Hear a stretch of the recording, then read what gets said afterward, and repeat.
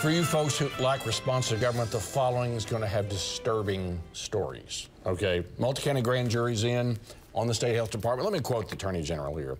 Deceit, abuse, mismanagement, and utter incompetence is impossible to comprehend. And no indictments. Plus, they found $30 million. My head feels like it's going to explode. What can be done? So what happened in this case is the State Department of Health was literally hiding in slush funds $30 million from the legislature. What's so disgusting in this is we had state employees that lost their jobs that never should have.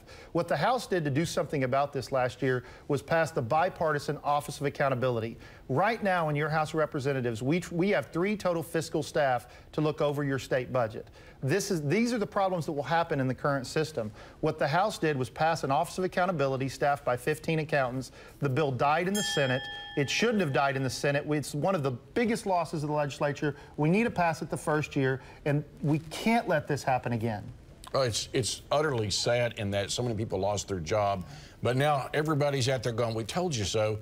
A lot of these folks were, what's been going on for the past 8 years? There's a lot of people that are culpable in this, including the board. The grand jury took a shot at the board. Yeah, this is a big problem, and it's a big problem because it breaks down trust in government. Right now, we have an utter low in our society in trust for government, and this doesn't do any better when we have state agencies that have hid $30 million. And it wasn't that they were sending money to certain executives in the health department. They were using the money to pay for health services. They were just moving it around in a way that was keeping the public from knowing how much they had or how much they didn't have. It's a real problem. It's a tragedy. I feel for the families that lost their jobs. So many of them got their notice of losing their job right before Christmas this last year, and it was just completely and utterly unnecessary, and it breaks down trust. All right, let me go off the clock real quick, but 10 seconds for both of you. What are you going to do with the $30 million?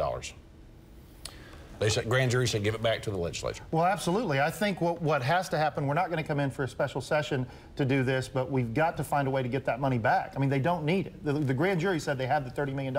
That needs to go to core services. Yeah, it goes back to general revenue, and the legislature determines how best to spend it.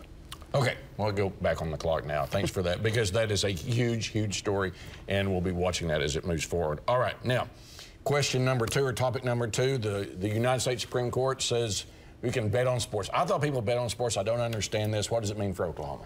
Well, what it means for Oklahoma is it could be a new source of revenue for the state of Oklahoma. We already have gaming in our state that's done through the tribes in Oklahoma, and sportsbook could be worth as much as $1 billion new when it comes down to betting, especially folks that come out of the North Texas area into Oklahoma that would place bets. Instead of them going to Vegas, they could come here and do that. It would be a big win for our state. I hope that it's something that we move forward on next year, now that the federal government has cleared the way. From a leadership standpoint, what does this mean? Well, so the citizens watching at home know what we're talking about. The federal government had said only Nevada can have gambling on sporting events. The U.S. Supreme Court said that's unconstitutional. Every state has the ability to do it. From the leadership standpoint, what it means is we need to analyze it. This isn't something you jump into quickly. It could be as much as a $150 billion industry throughout the nation. It is occurring underground right now, and we have to make sure whatever we do it in a responsible manner. Gambling does come with consequences to our families. It comes with mental health consequences. We need to find a way to do it. If we're going to do it, we need to do it in a responsible manner. I don't think there'll be a special session to do it. I think we would do that in regular session. So what happens in Vegas is no longer going to stay in Vegas, right? There goes their convention and tourism ad. Okay, we saw oil hit about $70 a barrel this week. Can I ask you guys what that means for our state budget? No matter which side of the aisle you're on, this is excellent for the state of Oklahoma. We run off oil and gas and ag commodities, and both of them are doing much better. You take into account $70 a barrel oil. You have the bill that Representative Mickey Dolenz and I passed, allowing the growing of hemp to help our ag commodities, which will help our wheat crop. These are good times in the state of Oklahoma. We're coming out of about an 8-year dip, an 8-year recession in this state. The last 14 months now, revenue collections have been up. They've been ticking up. We should have the money to continue to fund core services frankly, probably without having any more revenue increase measures. This is a great time if we just use the money wisely, and you're going to hear me harping on that Office of Accountability over and over and over, to keep using our money wisely as the economy bounces back. And ironically, the governor vetoed that legacy fund that we talked about last week, just as the oil industry is starting to take off. You understand energy. What does this mean? Yeah, this is a good thing for the state of Oklahoma. Unfortunately, it comes with turmoil in the Middle East, and I think the turmoil in the Middle East is driving prices up, oil prices up in the United States, just because of the need for more oil.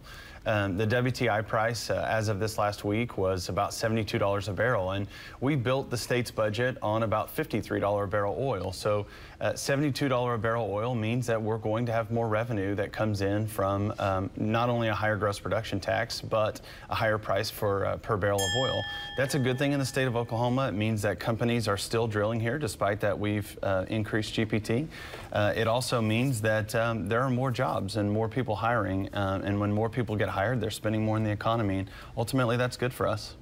Our last topic this morning, we saw a group of leaders in the state who are going to be working against the medical marijuana state question, which comes up in June. This, by the way, it's led by Pat McFerrin, who's sort of like a cross between Thor and the Hawk. I mean, when Pat gets involved, he wins. This group is saying, just say no. Are they going to be successful in stopping that that state question?